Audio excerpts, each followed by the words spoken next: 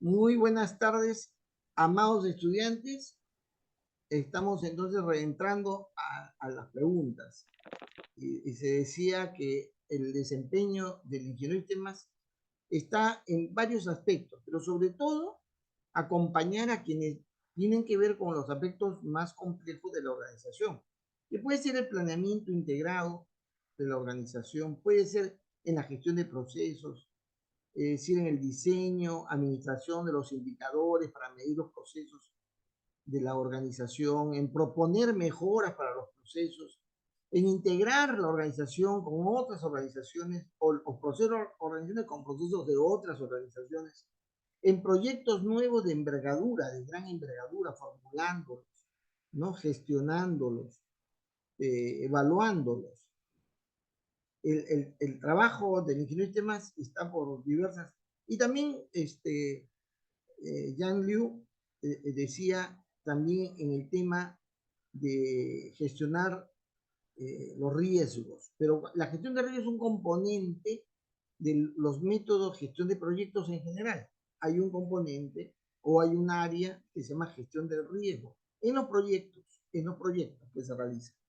Muy bien, también en la ejecución de los planes, en este artículo también hay una gestión de riesgo. Entonces, pero no es la tarea, es una actividad que hay que saber y conocer, que forma parte de la gestión de riesgo, que es la gestión, perdón, de la gestión de proyectos, una parte de la gestión de proyectos que es la gestión de riesgo de los proyectos, ¿no? Muy bien. Este, perdón.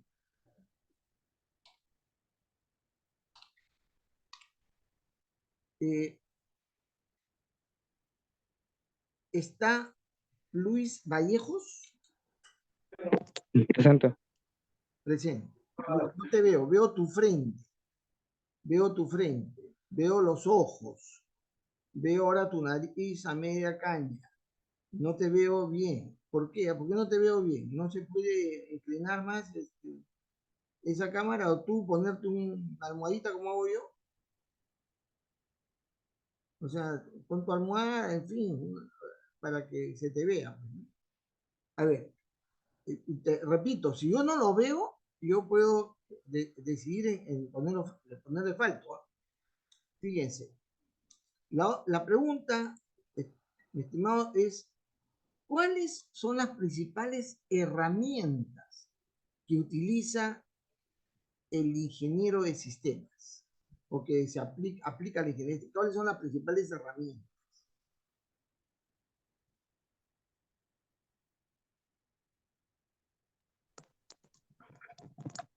Los datos. Los datos. No. A ver, vamos a preguntarle a otra persona. Y me voy con Diego Pajuelo. ¿Está Diego Pajuelo? Ah, no, perdón, no lo tengo. Está eh, Miguel Ángel Inostroza. Presente. A ver, Miguel Ángel, ¿cuáles son las principales herramientas del ingeniero de sistemas? Los lenguajes de programación. No, eh, no, ya no sigas porque ya es pésima tu respuesta. Este, a ver, está Allen Flores. Presente. A ver, ¿cuál es tu respuesta, Allen? El modelado de sistemas o los modelos que se tienen. No. Es el modelamiento. La herramienta Modelamiento. es el modelamiento. O sea, el saber modelar, ¿no? La metodología para modelar, los métodos para modelar. Entonces, eso puede ser. Este,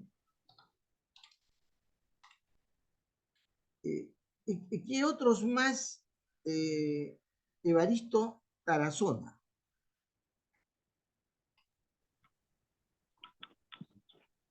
La simulación, profesor.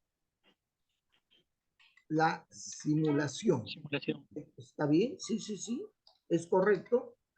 Lo que hace uno es modelar para poder simular situaciones, condiciones, fenómenos, y sobre esa base entender la complejidad de aquello que quiero observar. Es correcto. A ver, ¿quién me falta? De ayer y de hoy. A ver, está Pamela Olivas. Pamela Olivas está.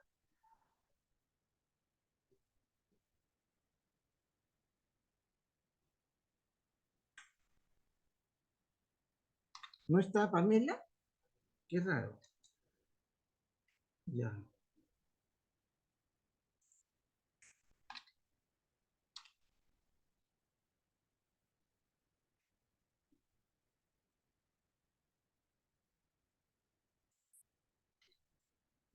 A ver, ¿quién más? ¿Quién más me falta? Me falta Henry Jaro. Henry Jaro.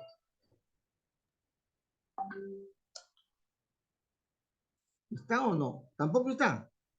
No está. Presente. ¿Perdón? ¿Estás? Henry Jaro. Presente, presente. Así estás. A ver, Henry. Una sola metodología que aplica la ingeniería de sistemas. Una sola. No me diga muchas, ¿eh? Solo una.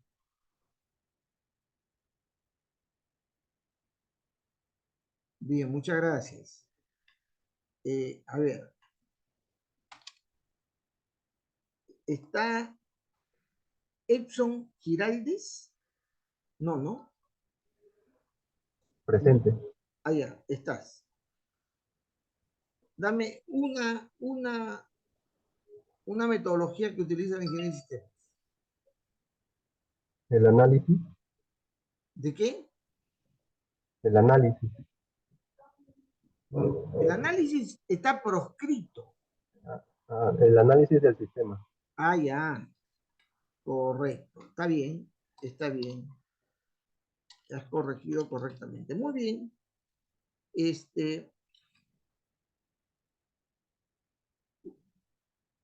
A ver, David Urbano. David Urbano. Recopilación de los datos del sistema, las partes importantes. No, error. No, escúchame. Te voy a hacer recién la pregunta. Porque ya respondió Edson. No te veo tampoco. Qué raro. ¿Por dónde estarás? Ya, ahí, y ahora sí te veo. Pero no te escondas. La pregunta que te hago es, cuando yo abordo desde la ingeniería de sistemas un tema, un sistema, ha dicho Exxon que yo lo que hago es aplicar el análisis de sistemas. ¿Y el análisis de sistemas de dónde parte? De la abstracción de todos los datos. Analizo cuáles datos son importantes, por ejemplo, para modelar un sistema. No sigas, David, está el perro. Voy ahora a explicar, ¿ya? Muy bien. Ya. Yo te he hecho la pregunta porque me insistes. Allen, ¿me vas a decir algo? Quería responder la pregunta en caso se podía, profesor. A ver, Allen. Antes del análisis sería el modelado del sistema. No, el análisis te lleva al modelo. Es decir, al hacer análisis sistema es modelar. El análisis sistema es un proceso de modelamiento. Es una metodología para el modelamiento. El análisis de sistema es un procedimiento para el modelamiento. El modelo es lo que yo hago primero, lo que hago principalmente, digamos, lo que hago finalmente. Lo que hago finalmente. Bueno, finalmente yo integro y doy seguimiento como ingeniero de sistema. Pero lo que yo parto, de donde parto, es de entender, de comprender. Lo han expuesto con el cuerpo conocido, lo han expuesto, ¿no? En entender, en comprender la necesidad.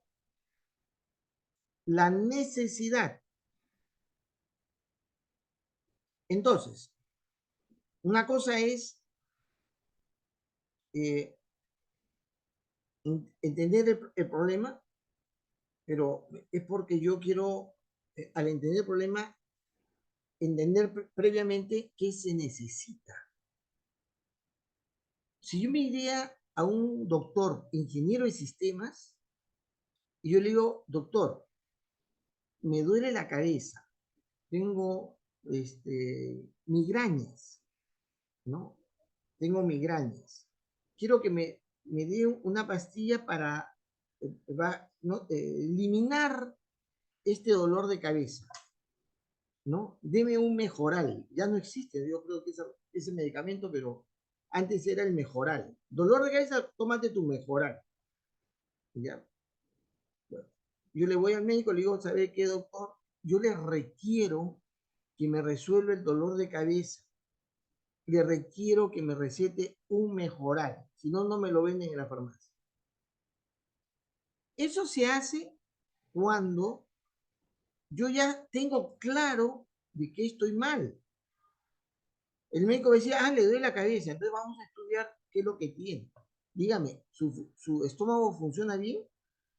¿Cuál es la última vez que usted ha excretado? Por no decir otra palabra que más fea. ¿En qué día, qué fecha, qué hora usted ha excretado? De hecho, acabo de hacerlo. O sea, hace un par de horas. Entonces, descartamos esa posibilidad. ¿Usted se ha medido la presión? No. A ver, déjeme medir la presión. Me mide la presión. Su presión está alta. Está alta. ¿Usted ha tenido una molestia, un fastidio, alguna cosa que le... Sí, profesor. He calificado el test de mis alumnos y casi todos han jalado. Solamente uno ha sacado alta nota. Todo el resto muy baja nota. Mi delegado. Me he deprimido y entonces, sí, a partir de eso me duele la cabeza. La presión. Entonces, él va a identificar qué es lo que necesito. No es un Mejoral para aliviar el dolor en sí mismo. Es un medicamento que permita que mi subida y bajada de presión se regularice en un valor estable, ¿no? Hay un valor estable, variado, pero que tiene un margen de valores. Y me va a decir, le voy a recetar algo para la presión. A ver, acá tengo yo una muestra médica, a ver, tómese una pastilla. Me la tomo y sigo conversando con él. Me dice, no, dése una vuelta y regrese usted. Viene, le dice a mi secretaria que entra al consultorio. ¿Ya? Me voy, doy la vuelta y, ¿no? Después que está atendiendo otro paciente, entro yo y me pregunta, ¿y qué tal? ¿Cómo le fue? Maravillosamente, doctor. Porque ya no me duele la cabeza como cuando vine. Para que él establezca una estrategia, defina una solución, tiene que haber analizado la necesidad, parte de la necesidad, no del requerimiento, no del requerimiento. Hace el estudio del fenómeno y plantea un diagnóstico y sobre esa base diseña la solución. Entonces me va a hacer una prueba piloto, así es, una prueba piloto. Entonces me va a poner una receta y me va a decir, va a tomar en las mañanas esta pastita que chiquitita para que usted, a ver, ¿cómo le va? Y viene de acá a 15 días. Y es un proceso de análisis y diseño de una solución. Es el diseño, es el modelado de la solución. Partiendo, David, no te vayas a olvidar, préstame atención, la ingeniería de sistemas, su metodología, que es el análisis de sistemas, como bien lo ha dicho Edson, es el análisis de sistemas parte del estudio de la necesidad, que es una complejidad, que no es tan simple, que no es obvio, que requiere herramientas, diversos tipos de herramientas para hacerlo. Ya, muy bien. Por eso terminamos las preguntas que, que tocaba hacer el día de hoy. Eh,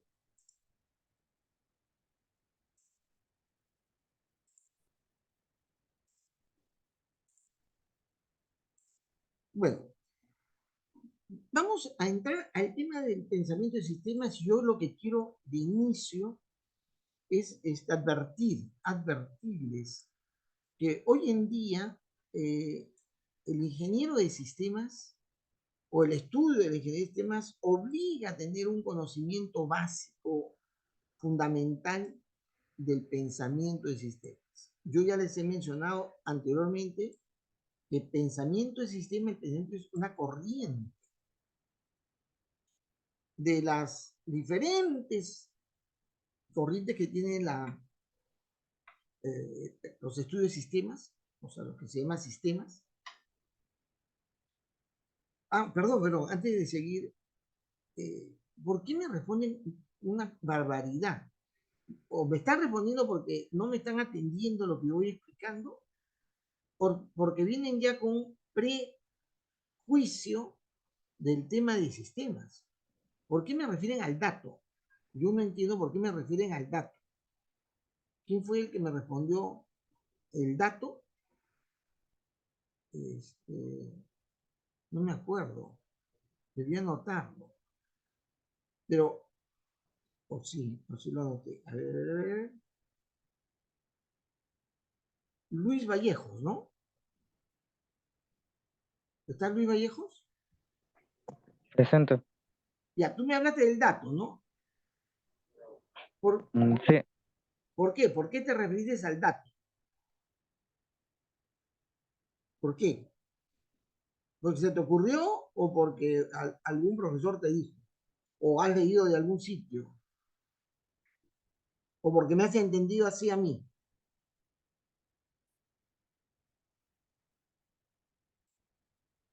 Lucho, ¿cuál es la razón? Explícame. yo tenía entendido que la ingeniería de sistemas es el procesamiento de datos, ¿no? Eso es el procesamiento de datos. Tú lo has dicho. El dato, su estudio se llama procesamiento de datos, no ingeniería de sistemas. La informática trata el tratamiento de la información. Es el tratamiento racional y automatizado de la información. Esa es la definición de informática. ¿Correcto? Y la informática trata la información, por lo tanto, también el dato, ¿no? Pero no la ingeniería de sistemas. Miren, si ustedes no me prestan atención a lo que estoy tratando de explicar para que usted lo comprenda, vamos a estar mal, pues, ¿no? Y si no me atienden, si no me atienden, de todas maneras, esta dedicación de tiempo es un fracaso. Hay 5 alumnos que se han retirado, bien por ellos, porque han comprendido que podrían no interesarles este tema o no les resulta tan cómodo la manera como desarrollamos los temas. Pero yo, o sea, si usted se va a quedar en el curso, no se va a retirar, ¿todavía hay plazo para retirarse? David, ¿hay plazo para retirarse?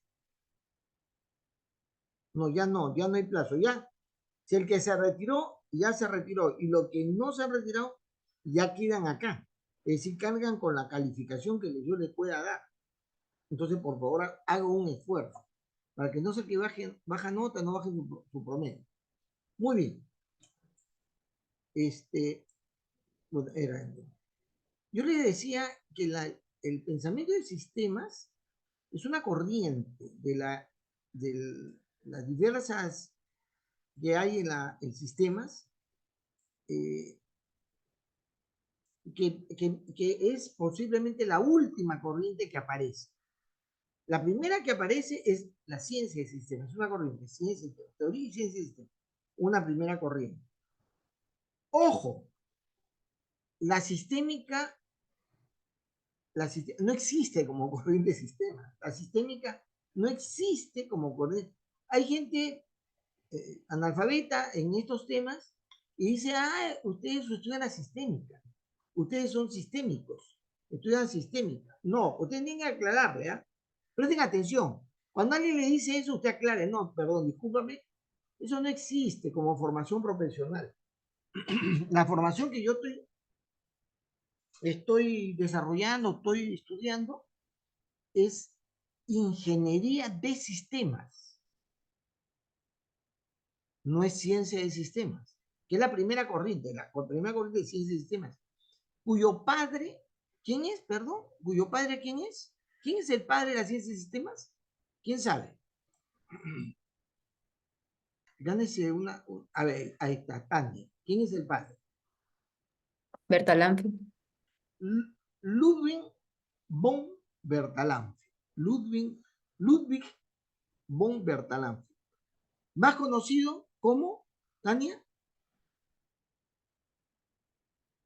a ver, exprésalo bonito. El padre de la ingeniería de sistemas. No, no es ingeniería de sistemas, es de la ciencia de sistemas. Ciencia de sistemas. Ya, pero es papi, daddy. Es tienes que hablar con cariño, pues, porque ¿a quién le dices tu papá? ¿A quién le dices tu papá? A quien te engendró, ¿sí o no? A lo que dio tu constitución genética, ¿no? Le dice papá.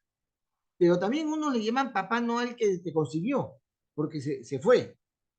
Le dice uno papá a quien lo cría, ¿sí o no? ¿A quién se le debe decir papá? A quien te cría, ¿sí o no? Quien te educa, quien te protege, ¿sí o no? Él es tu papi, ¿sí o no? Tania, ¿sí o no? ¿A quién le llamas papá? ¿A quién debería llamarle papá? No me digas que a tu enamorado, porque también al enamorado se le dice papi, ¿no? Pero no, me estoy refiriendo a la relación filial. O sea, ¿a quién le debe decir papá? A quien te inculca conocimiento, creo, ¿no? Para que tú mejores como persona. Al que te educa, correcto. Y entonces por eso, Bertalanffy, para la materia que vas a hacer hacia adelante, porque tú quieres ser ingeniera de sistemas, ¿no? Es decir, te vas a imbuir de los conceptos y del conocimiento y de la ciencia de sistemas, y por lo tanto, tu manera de pensar en el futuro tendrá un padre. Ese padre es Ludwig von Bertalanffy, mejor dicho, papi. Muy bien. Esto es importante. La ciencia de sistemas es la primera corriente. Pero en la Segunda Guerra Mundial aparece un ejercicio, una actividad, no académica, ojo, porque la ciencia de sistemas parte del estudio y la investigación, del conocimiento mismo, ¿ya? Del estudio de la realidad biológica, de los biólogos, y sistematiza toda una serie de principios dándole forma a una nueva propuesta epistemológica, ciencia. Mientras que en la Segunda Guerra Mundial lo que sucede es que hay que construir aparatos, Entonces, lo que hay ahí es la necesidad de trabajar en algo, de hacer algo, de construir algo. Que es algo que urge, que hay mucha urgencia de hacerlo frente a una situación muy compleja y que requiere la participación de diferentes especialistas. Esa actividad para abordar un tema complejo con diversos especialistas para darle una solución utilizando el modelado matemático, ese ejercicio se va a llamar ingeniería de sistemas. Ojo, préstame atención, por favor, no se vaya a quincear. La ingeniería de sistemas no nace como una carrera, como una línea de estudio, de investigación, de ciencia. No. Se le llama ingeniería de sistemas al ejercicio de construir una solución frente a una situación compleja utilizando una metodología para formular esa solución, un sistema. Eso se le llama ingeniería de sistemas. No, muchísimos años después a alguien se le ocurrió incorporar en la enseñanza la metodología, los conceptos asociados, y hacer talleres interdisciplinarios, y a eso se le llamó programa de ingeniería de sistemas. Y más, todavía más, posteriormente, varias décadas después, a gente se le ocurrió crear una carrera de ingeniería de sistemas. Pero en su origen no lo era. La ingeniería de sistemas ¿qué cosa es la ingeniería de sistemas? ¿Cómo se define, Samuel Arias? ¿Cómo se define ingeniería de sistemas? Como una interdisciplina. Gracias, suficiente. La ingeniería de sistemas es una interdisciplina, perdón. Déjame corregir tu mala nota. A ver, no sé si te he puesto mala nota. Pero un ratito. No, sí te he puesto buena nota. Estás atento. Ya, pero te voy a subir un puntito a lo que te puedo. Ya. Entonces, decía, la ingeniería de sistemas es una interdisciplina. Cuando cualquiera le pregunte, es una interdisciplina. ¿Ya? No es la aplicación de la sistémica o la sistemática. Eso son pavadas. Es alguien que no entiende de qué se trata. Muy bien. Segunda corriente, ingeniería de sistemas. Tercera corriente, ¿se acuerdan cuál es la tercera corriente? ¿Cuál era la tercera corriente que nace después de la Segunda Guerra Mundial? ¿Nadie se acuerda? A ver, David, inténtalo para que esa bajísima nota te la suba. ¿Está David o no? Sí, está David. ¿Pero te acuerdas o no te acuerdas? No. Es la cibernética. La cibernética es la tercera gran corriente. ¿Quién es el padre de la cibernética? Norbert Wiener. Perdón, Tani, ¿quién es el padre de la ingeniería de sistemas? Porque el padre de la teoría y de la ciencia de sistemas es Ludwig von Bertalanffy. Y de la ingeniería de sistemas, ¿lo sabes? ¿Te acuerdas? No se acuerda, Tani. ¿Alguien se acuerda quién es el padre de la ingeniería de sistemas? Nadie se acuerda. ¿Qué es esto? Ustedes están estudiando ingeniería de sistemas y más propiamente a este fulano le van a tratar de papá, de papi, daddy.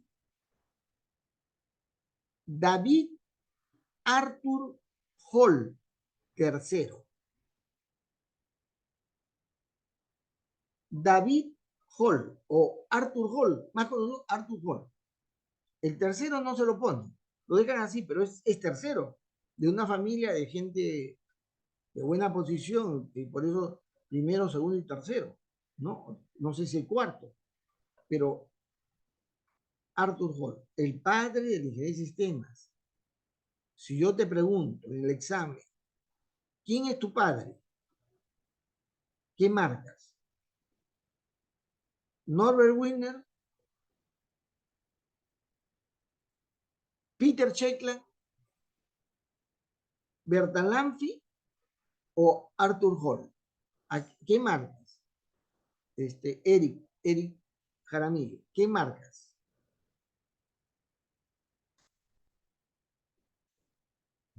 David Arthur Hall. ¿Ah?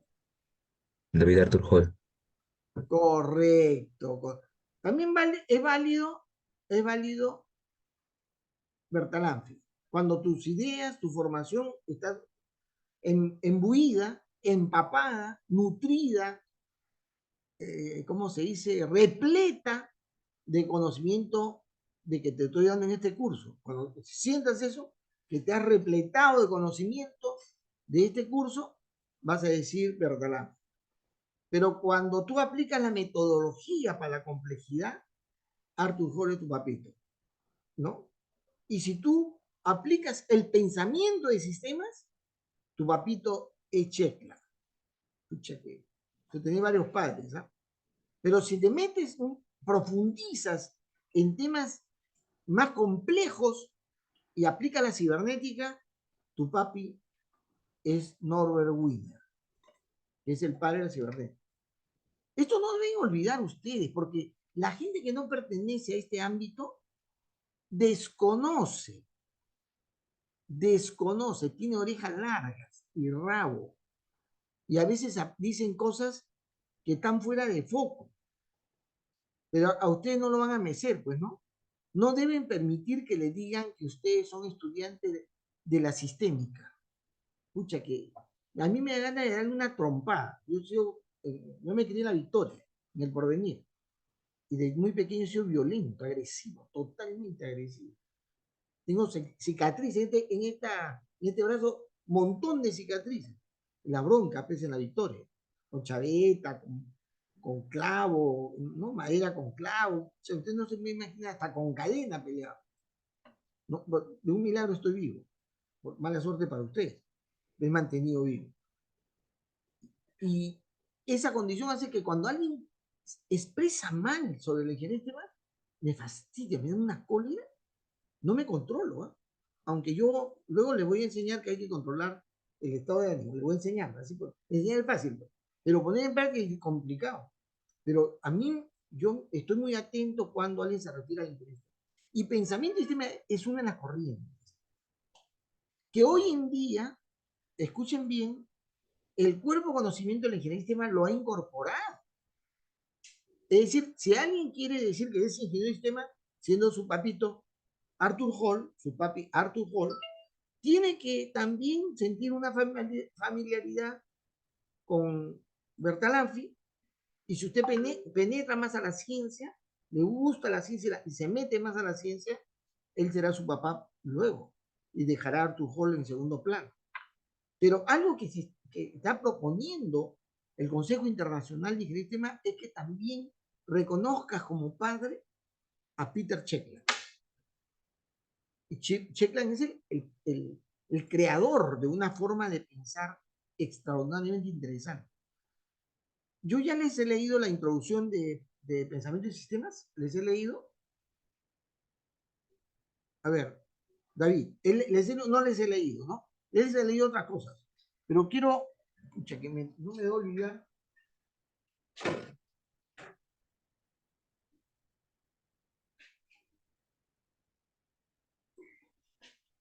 Yo debo preparar mi PPT, porque si no se me va.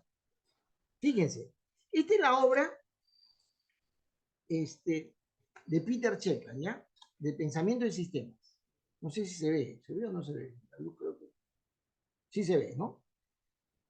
El nombre del libro es La metodología de los sistemas suaves. Ahí debería haber una coma. Suaves de acción. Es muy interesante. Le pone acción porque la gente cree que es para solamente reflexionar. No, es para actuar. Todo aquel que dice que es filosofía, no tiene una aplicación práctica en la realidad, falso, no sabe, es un ignorante. Muy bien. En el capítulo, en la introducción, no en la parte, dice,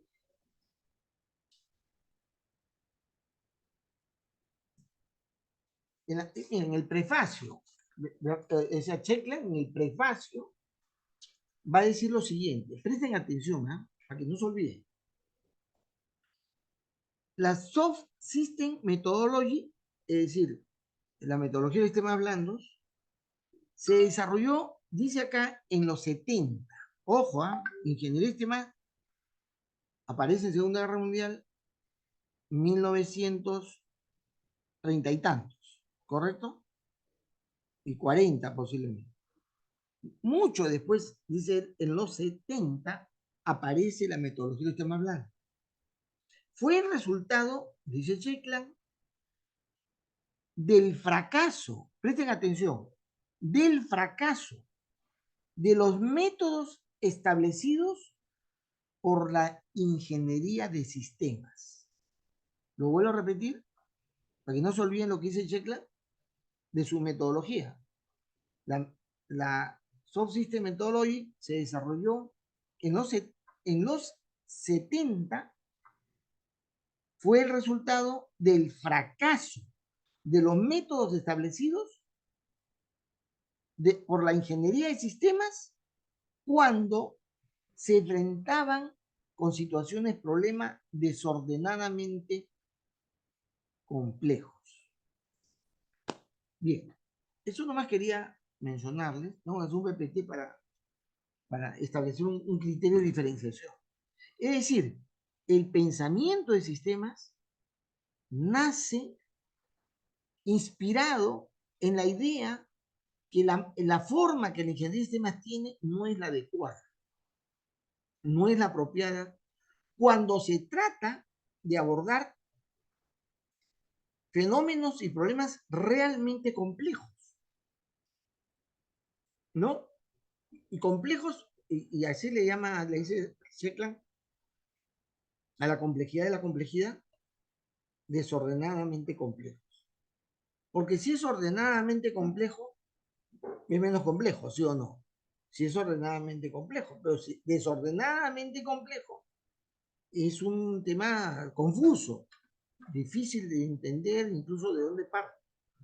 Esa idea de que la ingeniería no sirve para lo complejo, para lo realmente complejo. Es un golpe al hígado, es un golpe bajo, es un golpe a las partes bajas, no le voy a, así me sale. Es un golpe que duele, que alguien diga que no es así. Y crea todo un movimiento extraordinario, fantástico, que va a generar un impacto en el pensamiento de la ciencia, incorporando estas consideraciones, pensamiento de sistema. ¿Ya? Entonces es distinto, ¿no? Primero, ciencia de sistemas, años 30, Bertalanffy es el papi, en la Segunda Guerra Mundial, entre el 39 y 45, la ingeniería de sistemas, Arthur Hall, papi, la cibernética, que es la matemática aplicada al control, a los temas, a la teoría de control, a los mecanismos autorregulados. Norbert Wiener, papi. Y viene el pensamiento de sistema años, Wiener 50, 70, pero recién las publicaciones salen en el 80, ojo. Muchos decimos que el pensamiento de sistemas tiene lugar, aparece en los 80. Y en los 80, pensamiento de sistemas. Peter Sheklan, papi. ¿Correcto? Que esté claro con ustedes, para que nadie los atarante, ¿ya? Nadie los confunda. Nosotros esta carrera pertenece a la ingeniería de sistemas. Arthur Hall es nuestro papá natural, como ya lo han reconocido. Arthur Hall es nuestro padre. El padre de ingeniería de sistemas es Arthur Hall. Pero yo, como me he metido a la ciencia, me gusta, leo, me meto, investigo, me han vinculado al movimiento de ciencia a nivel internacional. Yo también digo que mi papi es Bertalanffy, pero eso es mucho decir, ¿eh? Decir que tú tienes como padre intelectual a Lugo Bertalanffy, pucha, es otro lote, ¿no? Es como decir, pucha, que le enseñó fútbol Pelé, algo así, ¿no? Me enseñó fútbol Pelé, ya no, está mintiendo, ¿no? Pero me enseñó fútbol, no sé, pues, Pizarro, ya, también, ¿no? Se distingue, pero digamos, es más asequible, aceptable. Digas tú, a mí me enseñó el fútbol Messi. No, ya, no, eso nadie te lo cree. Igual, es decir, mi padre es Bertalanffy, a la gente se pone hacia atrás, te mira y te dice, este es un científico de primer nivel. Pero tú dices, mi papi es Arthur Hall, ya, este sabe metodologías, aborda el complejo con ciertos elementos matemáticos y da soluciones concretas. No es tan... asociarse a la corriente de Arthur Hall no es complicado. Y asociarse al pensamiento de sistemas también es otro lote. O sea, cualquiera no hace metodologías temas blandos. La gente lo ningunea, cree que es sencillo, pero no es así. Es bien complicado. Y felizmente en la universidad, ya la vez pasada les he dictado, no todo el mundo tomó nota, que nosotros tenemos un gran exponente mundial en el pensamiento de sistemas, que es el profesor Ricardo Aurelio Rodríguez Ulloa. Ricardo Aurelio Rodríguez Ulloa. Es un personaje espectacular que enseña en la universidad. Cuando ustedes sepan que está ahí, acérquese, corra, agárrelo, toque, tómese un selfie, aunque él no se dé cuenta, un selfie, y guarden esa fotografía. Con los años esa foto va a valer oro, porque como cuando uno está vivo no ten valor, cuando ya te mueres recién, y ese pata lo tenemos en casa. Muy bien. Entonces, ¿cuáles son las premisas del pensamiento del sistema? Primero, que son las mismas premisas que provienen de las ciencias de sistemas, que la actitud del ser humano, que percibe el mundo real en términos de totalidades, para hacer su análisis, para comprenderlo y para accionar, esa actitud se le llama pensamiento de sistema. Pensamiento de sistema. Pensamiento de sistema es percibir el mundo real en términos de totalidades. Totalidad. ¿Qué cosa es lo total? Ustedes alguna vez le han dicho a ella, o ella a él, te amo con todo mi corazón. ¿Han escuchado eso? ¿Esa expresión? Yo también lo he dicho. Pero es una forma figurada de decir, ¿no? Es una forma figurada. Todo te lo doy, todo te lo doy. Así tú dices así, con el arrebato del sentimiento, pero no das todo, ¿no? De repente un poco de tu tiempo, un poco de tus recursos. Decir totalidad, la totalidad es un concepto que se debate, se discute. En las obras de Nicolás de Cusa se habla de este concepto relativo. ¿Qué es la totalidad? ¿Dónde está la totalidad? ¿Qué encierra lo total? No hay nada total. Siempre aquello que yo observo, aquello que yo trato de estudiar, es siempre una parte de algo. No es la totalidad. Por lo tanto, ese concepto de totalidad es un concepto que está referido al suministro de los componentes, los aspectos suficientes para tener una cabal comprensión de dicha realidad o de dicho fenómeno o de dicho problema. ¿Ya? A eso se llama. Y se busca tener esa completitud, digamos, más que totalidad, una completitud para poder hacer un buen análisis, comprender esa realidad y accionar en ella. El método científico clásico, como bien saben, lo han escuchado, básicamente percibe de la realidad sus partes, intenta entender las partes, y estas no siempre de manera interconectada, sino sobre todo en forma inconexa. Utiliza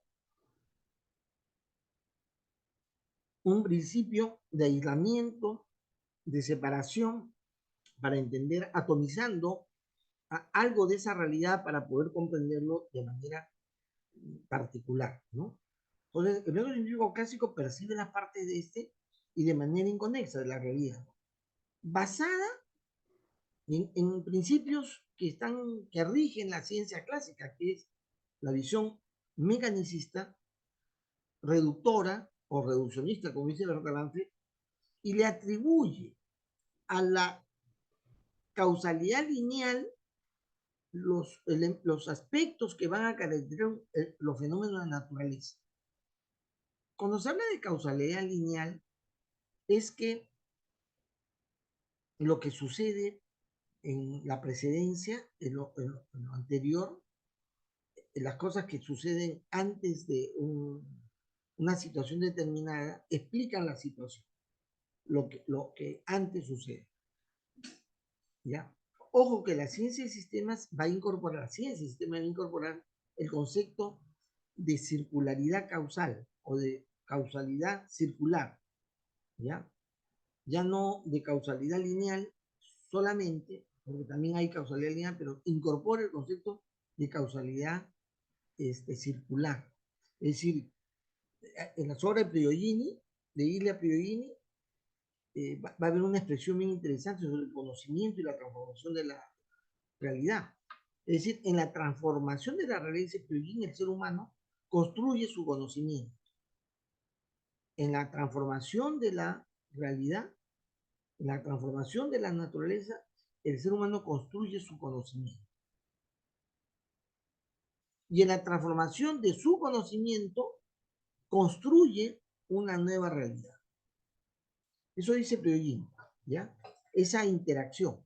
La interacción, es decir, lo que causa, no solamente el conocimiento, lo que causa las cosas es porque hay un efecto sobre el mundo que rodea eso que se está moviendo dinámicamente, causa un efecto que le rebota, lo realimenta, lo retroalimenta y que le genera un cambio, un ajuste. Y eso se llama causalidad, circularidad causal, ¿ya? Es decir, la causalidad no es lineal solamente, sino que permanentemente la interacción con el mundo que te rodea va a producir esas características que se observan en los fenómenos que queremos estudiar, ¿no? Entonces, ¿no? El método científico clásico percibe las partes de este y de manera inconexa, basada en una visión mecanicista racionalista que atribuye a la causalidad lineal, solo a la causalidad lineal, los fenómenos de la naturaleza, haciéndose insuficiente, limitada, dice débil, para la explicación de los grandes problemas que se dan en la realidad, principalmente en aquellos problemas que involucran los seres vivos, el mundo biológico. ¿Ya? El pensamiento del sistema es integrador. Ahora, esa es una premisa de entrada en el pensamiento del sistema, el tema de que la ciencia clásica no da una razón consistente a la realidad para poder tener una buena comprensión. Por otro lado, el pensamiento del sistema es integrador. Tanto cuando se estudia algo como cuando se propone una solución, cuando se deduce o se concluye en algo. La perspectiva del pensamiento del sistema busca tener una perspectiva integradora y la propuesta que te hace también es integral. El pensamiento del sistema propone soluciones en las cuales, ojo, se tiene que considerar diversos componentes, diversas relaciones, las que van a conformar una estructura. Y esa conformación de componentes y relaciones que están estructuradas se denomina sistema, ¿no? Eso plantea Shekler. Toma en cuenta todo aquello que conforma el entorno del sistema definido, ¿no? Que es la idea que también proviene de la ciencia de sistemas. La base filosófica más, básica e inicial del pensamiento del sistema se sustenta en el concepto de holismo, holos, o también, como ya hemos dicho, entendido como algo entero. Hemos dicho entero y en funcionamiento, el holos, ¿no? Entero y en funcionamiento. En el pensamiento del sistema se considera que el observador no es como la ciencia clásica, el observador es ajeno, es independiente, mira la realidad con objetividad, pero es ajeno a la realidad. Busca no involucrarse en el fenómeno observado, no prejuiciarse, no sentirse parte de él. Más bien en el pensamiento de sistemas, la propuesta es que el observador debe establecer una relación estrecha entre él y lo que va a observar, entre el objeto observado. Otra cosa más, su realidad, entre comillas realidad, es decir, la realidad que él cree observar, es producto de un proceso.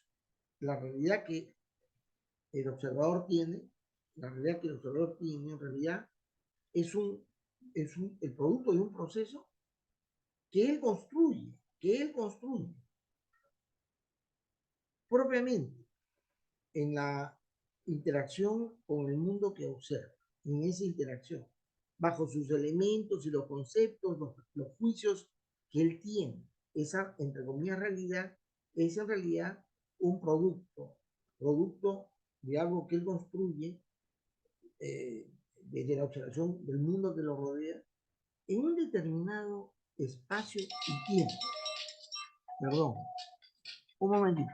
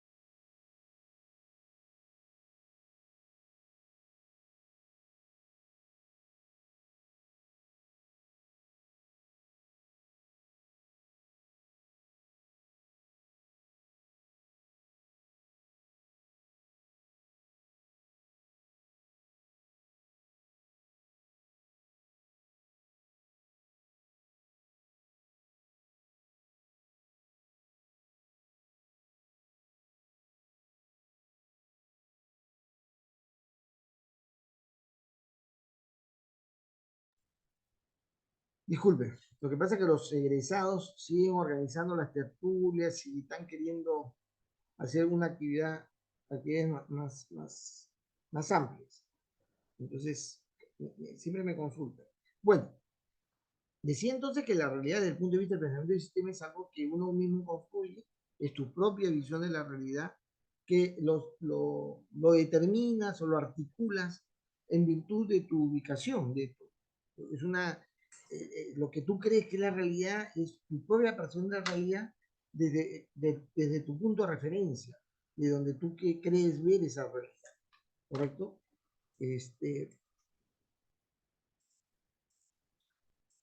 Por lo tanto, la realidad es algo que no es externo al observador. Esa realidad tampoco es igual con todos. Cada quien tiene una idea de esa realidad, un entendimiento de esa realidad. Ese entendimiento es su realidad, la realidad que tú crees ver. Por lo tanto, es también algo personal y muy particular. Esto es en el pensamiento sistema es muy importante. ¿Quién es el que tiene mayor autoridad para decir que lo que está pasando es esto? Y esto que yo explico es lo que realmente sucede. ¿Quién la tiene? Esa es una discusión, un tema que se plantea en el pensamiento de sistemas como algo digno de debatir, de discutir. En ese sentido, si cada uno tiene su propia visión de la realidad, es la conjunción de las diferentes perspectivas, se llama perspectivismo. Aplicando el perspectivismo, yo voy a tener una idea más cabal de dicha realidad.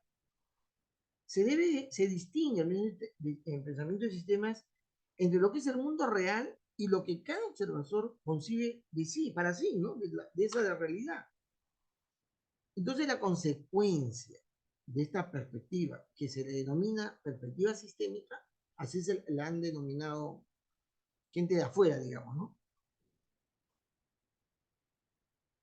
Que se ha denominado sistémica, fenomenológica y hermenéutica.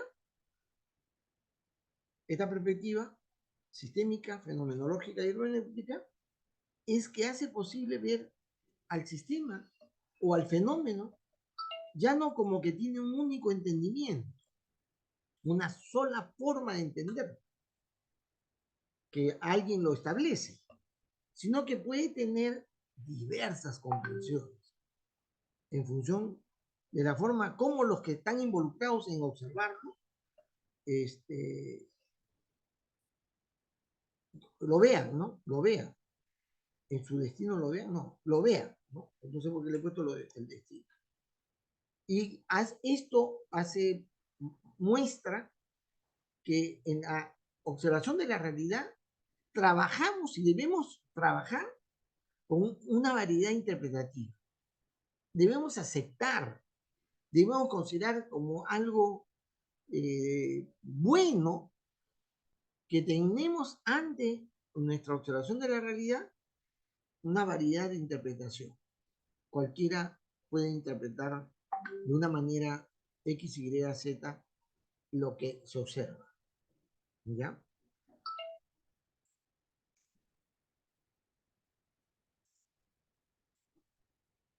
¿Cuáles son las filosofías del pensamiento que sostienen o dan cuenta del pensamiento de sistemas?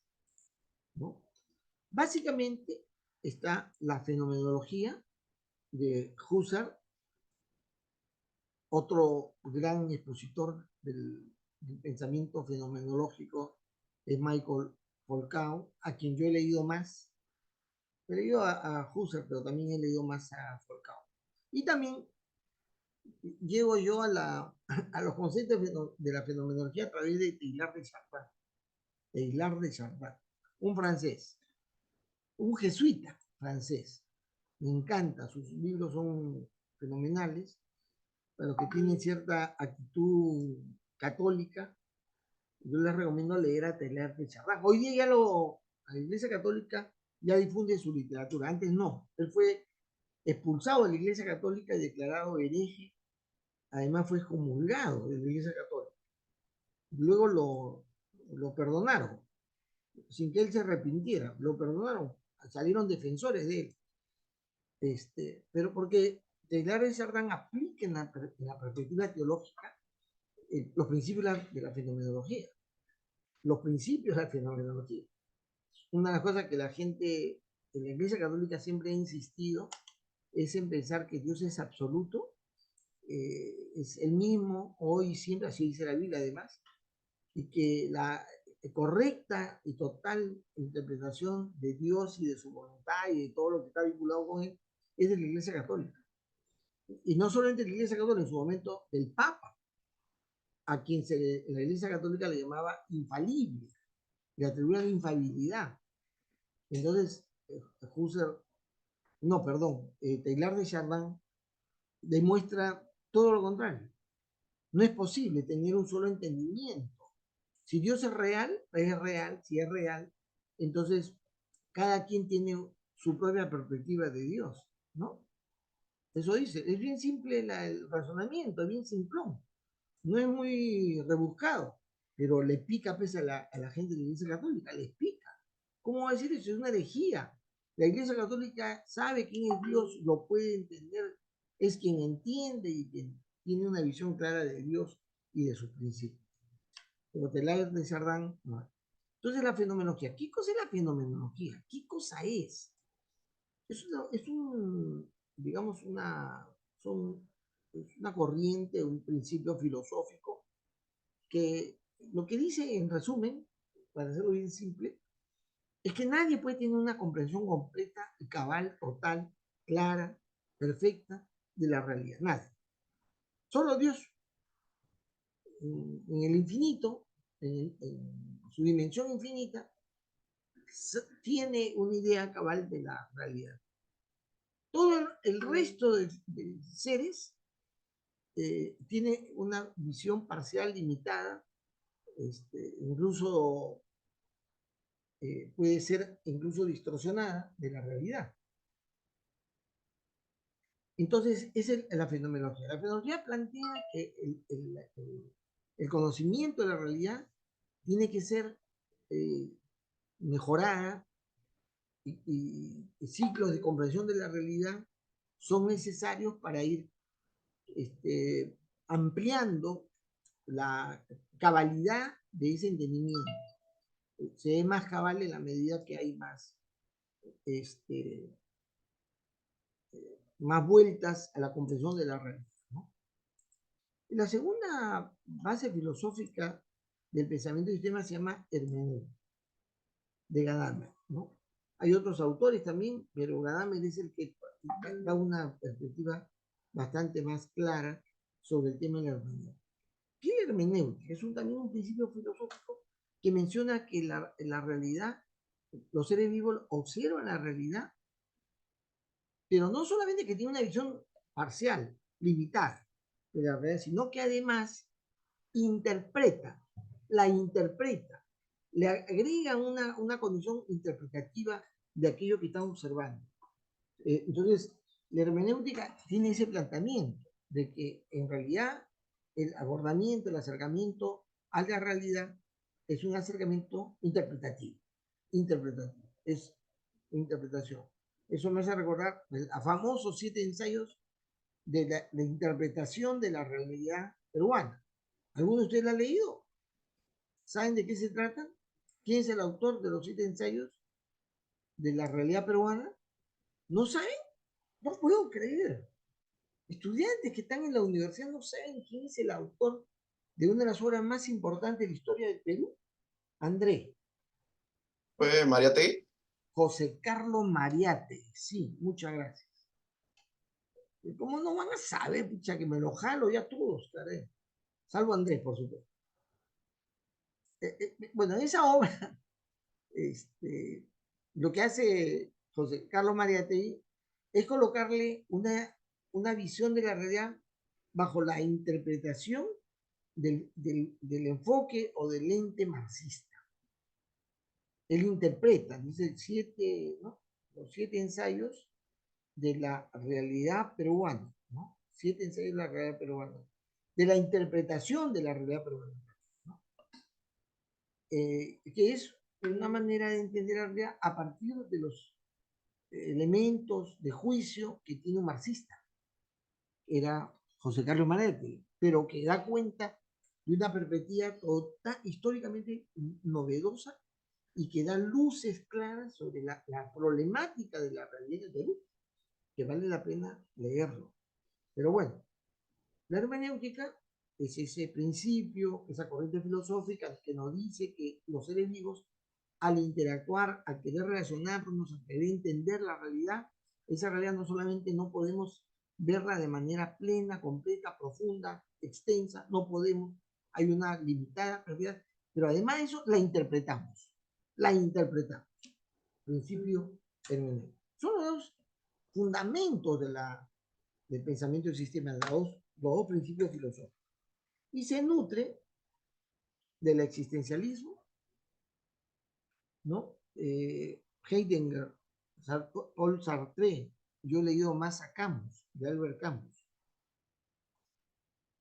Cuando yo veo la base filosófica sobre el cual se inspiran las corrientes y sistemas, como me interesa la ciencia, trato de leer para documentarme y tener claro sobre qué base son las ideas estas. El existencialismo. Hoy en día ya el existencialismo no se expresa de manera explícita. En los años 60, 70, tuvo una fuerza espectacular el existencialismo, esta corriente filosófica, que lo que proponía es que el ser humano, para poder vivir de manera feliz, realizada, plena, satisfactoria, tenía que tener conciencia de la razón de su existencia. Para que tú vivas plenamente, satisfactoriamente, deberías responder ¿por qué y para qué existo? Así como ahora seguramente le va a venir un sentimiento existencialista a decir, ¿y por qué? ¿Para qué estoy estudiando teoría y ciencia y sistemas, ¿no? Si yo quiero solamente procesar datos, ¿no? El propósito de la existencia es algo que uno se pregunta permanentemente. Es decir, ¿por qué? El por qué. Ahora, acá se habla de la existencia humana. Y si uno le da sentido a tu existencia, le das propósito a esa existencia, entonces tú pasas a otro plano mejorado, óptimo, superior de la existencia humana. Si tú tienes un propósito. Pero si estás acá, porque en fin, ya pues te gustó la matemática, si estás acá, y vive y hace la vida sin un propósito final, sin un propósito para tu existencia, vives la existencia, la tienes mediocremente vivida. O sea, hay mediocridad en tu existencia. existencialismo. Entonces, el pensamiento filosófico bien potente. La obra que yo recomiendo es El extranjero. Pero cuando ya acabe el curso, el ciclo, ¿no? Cuando acaben el ciclo, lean El extranjero, Albert Camus. Es pequeñito, es una obrita chiquitita, pero fenomenal, para entender qué cosa es ese concepto muy marcado que tenían estos filósofos de que la conciencia del sentido de la existencia es vital, le da fuerza. Y el pensamiento del sistema, así como todo lo que es la corriente de sistemas, se nutren del existencialismo, se nutren. Además de los principios de la fenomenología y de la hermenéutica, está el principio del existencialismo. ¿Por qué existe? El por qué y el para qué. Otra corriente importante que nutre las ideas de sistemas es el historicismo. ¿No? Y acá Dittey es el gran expositor, ¿no? Hay escritos de Burke y de Savigny que también se puede acceder, pero Dittey es el que mejor desarrolla esta idea de darle sentido histórico a lo que sucede. Sentido histórico. Hay una época en la cual todas las corrientes filosóficas te proponen qué sentido tiene la historia, hacia dónde vamos. El marxismo sobre todo, porque ellos creían que las sociedades transitaban de una manera lógica ¿no? Las sociedades agrícolas extractivas, las sociedades agrícolas organizadas, al feudalismo, el feudalismo al capitalismo, el capitalismo al socialismo, el socialismo al comunismo, en una línea de desarrollo histórico, ¿no? El marxismo tenía su materialismo dialéctico y su materialismo histórico. Es decir, darle sentido de historia a las cosas, ligazón entre las diferentes cosas que suceden en la historia.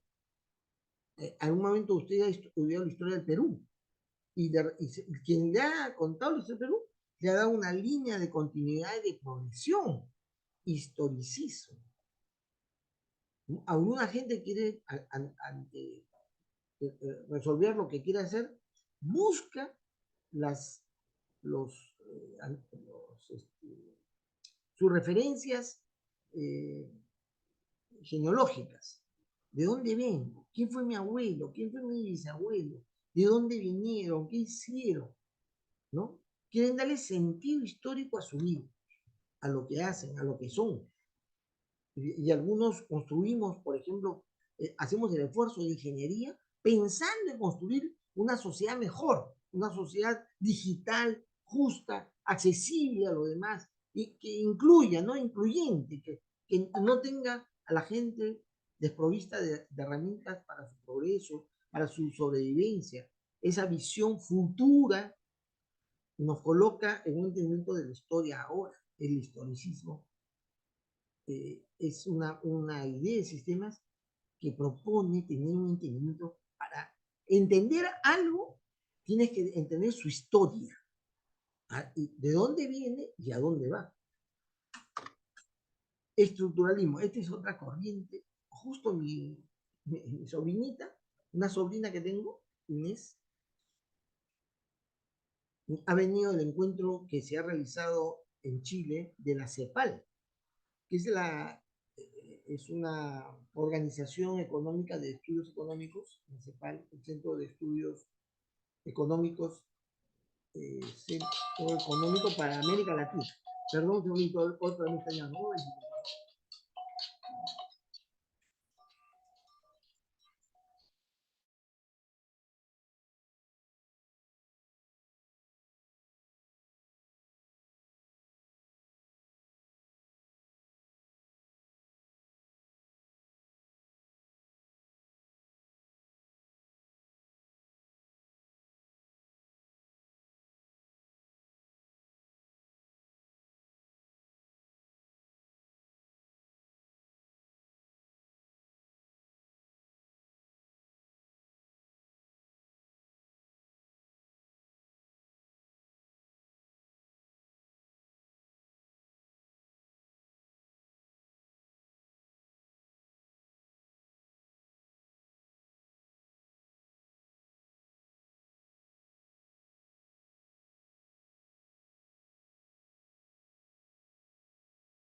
estructuralismo. El estructuralismo entonces es una corriente que está vigente. La CEPAL publica permanentemente sus documentos para explicar los temas de América Latina, sobre todo su evolución económica. Lo que está sucediendo, el fenómeno económico lo estudian ellos estructuralmente. El estructuralismo, igual siglo pasado, es una corriente que lo que dice es que en la realidad, como está organizada, la realidad es un sistema organizado, siempre hay una estructura de orden. Siempre hay una forma de que se estructura la realidad. Y no solamente la realidad física observable, sino la realidad como fenómeno, como suceso, como episodio. Lo episódico, los sucesos se van a producir en virtud de una condición que puede ser establecida o explicada estructuradamente. Estructuradamente. El estructuralismo tiene un gran alcance. Quizá el padre del estructuralismo es Claude Lévi-Strauss, cuyas obras casi todas las tengo yo, originales. Pero leer a Lévi-Strauss es meterse en un rollo también complicado. No tan, pero lo que hace, se disputa la paternidad del estructuralismo entre Saussure y Lévi-Strauss, ¿eh? Pero yo voto por Lévi-Strauss. Las obras de él son fenomenales, estructuralismo. ¿Qué es lo que hace el Lévi-Strauss? Él hace estudios del comportamiento de las tribus nativas, ¿cómo se le llaman? Estas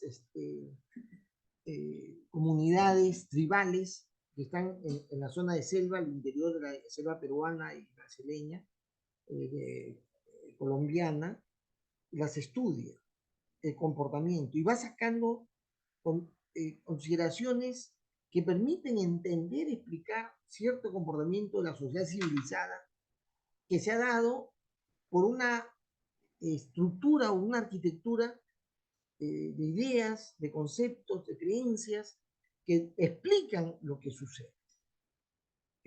Por ejemplo, él tiene una idea del tótem. El tótem, una de las obras se llama el tótem. También escribe una obra parecida, pero con otra línea de entendimiento, Sigmund Freud. Sigmund Freud tiene una gran obra que se llama el tótem.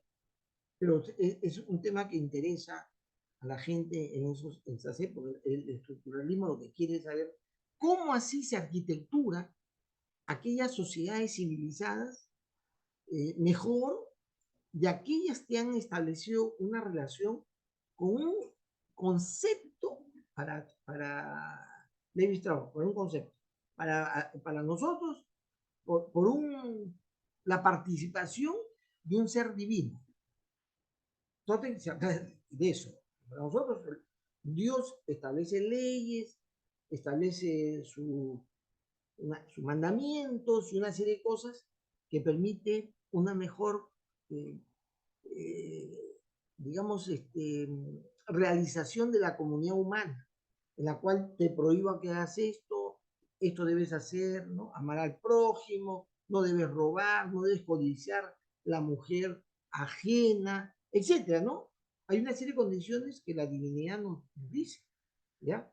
Nos establece, que permite que las sociedades vayan pasando de sociedades tribales, salvajes, ¿no? De alta agresividad y de la lucha por la sobrevivencia, por la comida, por la pareja, en fin, la sociedad salvaje no tiene reglas, pero está mal establecer reglas a partir del tótem.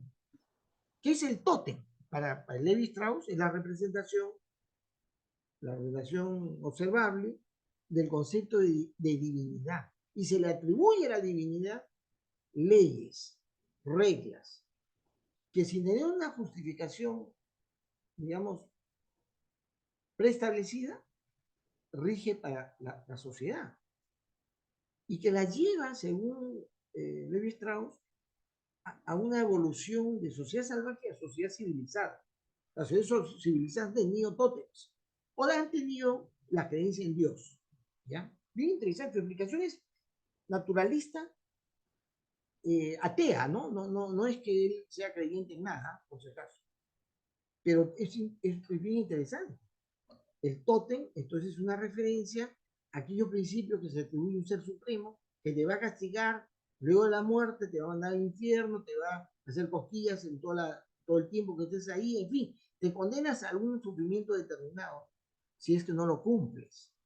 Y para Levi-Strauss, ese es un aspecto de la realidad estructural, que estructura una condición mejor en la sobrevivencia humana y la lleva a una sociedad más civilizada, el tótem. Leer las obras de Levi-Strauss no es fácil, por si acaso. Yo ahora que le estoy explicando, me he soplado la lectura y la relectura para entender lo que él quiere decir. Entonces, Levi-Strauss, ¿qué cosa es el estructuralismo entonces? Es el entendimiento ordenado, bien estructurado, ¿no? Bien relacionado de elementos que dan una explicación a algo. Él explica lo que es la realidad, la condición de la sobrevivencia civilizada. Hay una obra bien interesante también sobre un capítulo, me parece, en una de las obras, que es el mito del incesto. El mito del incesto. Es que las sociedades incestuosas desaparecen. Porque esas comunidades toman el poder las dinastías, y las dinastías cerradas, que entre la familia se suceden el reinado, y por lo tanto entre familiares cercanos tienen hijos, que se llama incesto, cuando esa cercanía de intimidad llega a los límites más cercanos, ¿no? Y son relaciones incestuosas. Pero esas sociedades van a desaparecer hasta que se introduce un mito, se introduce mito respecto al incesto. Y entonces ya las comunidades intercambian, dicen vamos a expandir nuestro reino, el ámbito de nuestro dominio, y entonces mi hija se casará con tu hijo y haremos entonces ya se mezclan entre familias y luego ya poco a poco en la sociedad civilizada se abre a la interacción, digamos, de la descendencia de diferentes pueblos, ¿no? De diferentes razas. Y entonces eso hace que el mundo se vaya a poblar, porque en una época se estima que la población crecía y luego se venía el cacho con alguna pandemia, una epidemia, se venía el cacho por la pobreza, por la hambruna, en fin, por las guerras, ¿no? Se venía, o sea, se bajaba, entonces no crecía. Pero con el mito del incesto se va a producir el hecho de la preservación de la vida, que tiene como consecuencia también la deducción de establecer relaciones con otras comunidades, otras sociedades, para poder producir, reproducir, etc. El estructuralismo, Levi-Strauss. Ahora, para la ingeniería de sistemas, o para la ciencia de sistemas, o para el pensamiento de sistemas, esto es muy importante, porque lo que nosotros hacemos en el ejercicio de entender la realidad y de formular una propuesta es estructurar, darle una forma lógica, una arquitectura consistente, primero al entendimiento de la realidad y luego a la manera como yo voy a mejorar dicha cosa.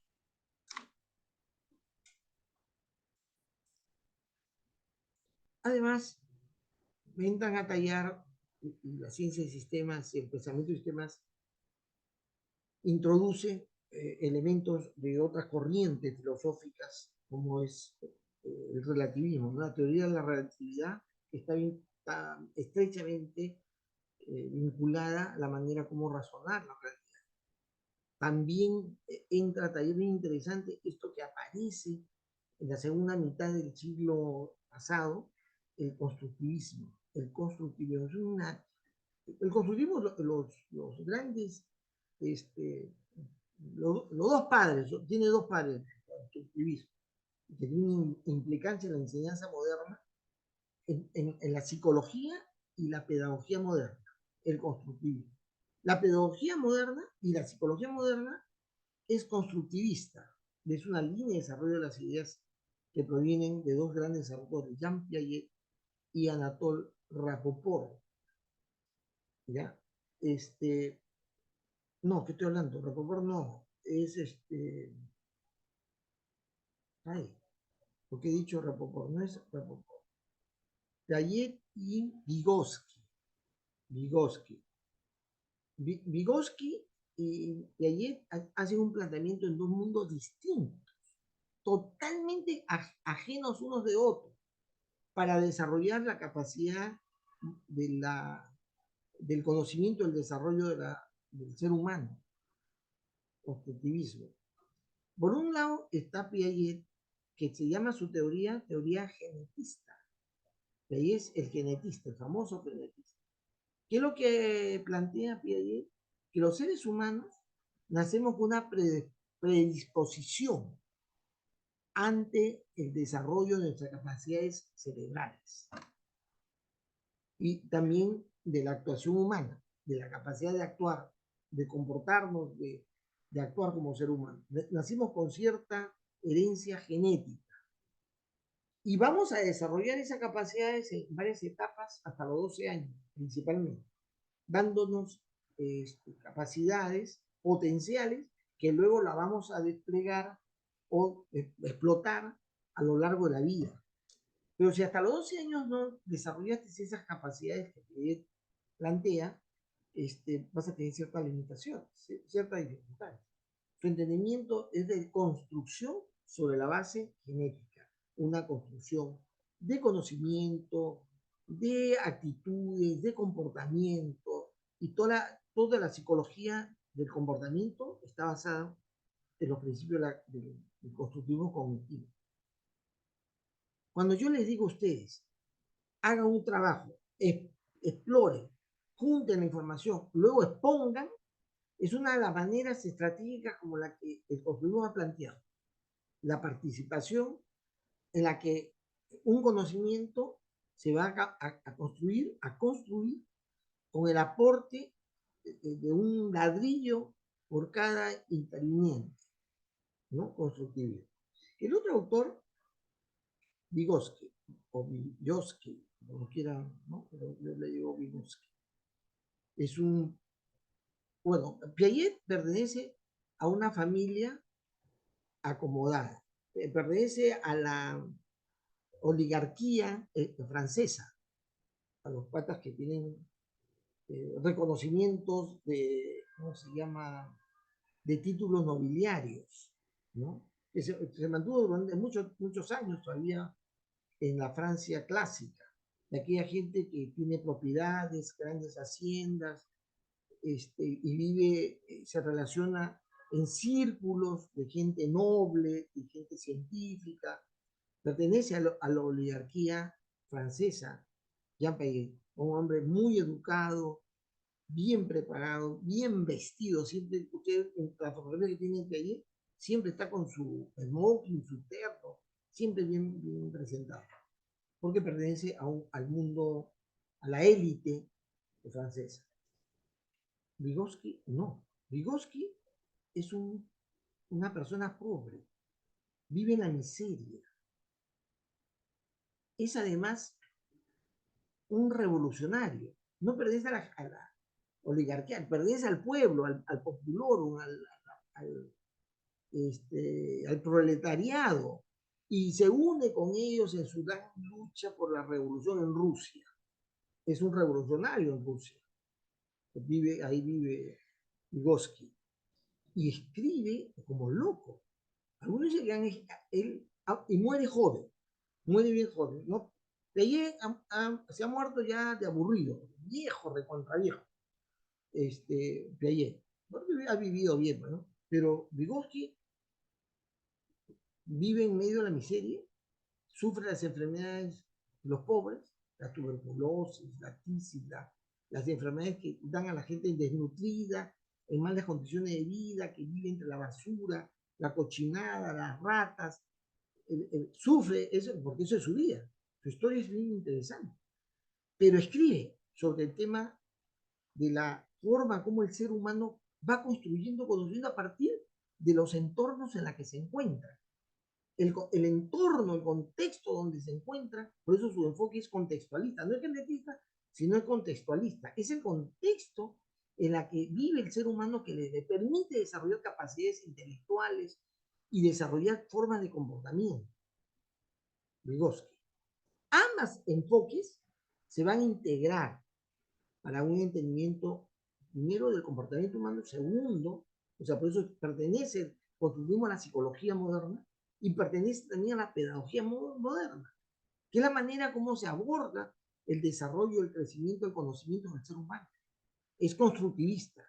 Los ingenieros de sistemas somos constructivistas, porque esta es una... Bueno, y hay otras fuentes filosóficas que le pertenecen a Einstein, a Kuhn, a Rapoport, ¿no?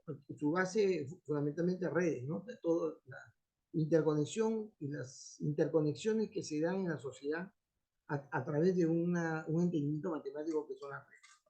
Y Edgar Morin, el filósofo moderno, el filósofo del principio de las cosas. Su obra es El método del método, la naturaleza de la naturaleza. Así se titulan sus obras. Fenomenal. Muy bien, joven. Hemos llegado al final del tiempo, caramba, cómo se pasa tan rápido y listo.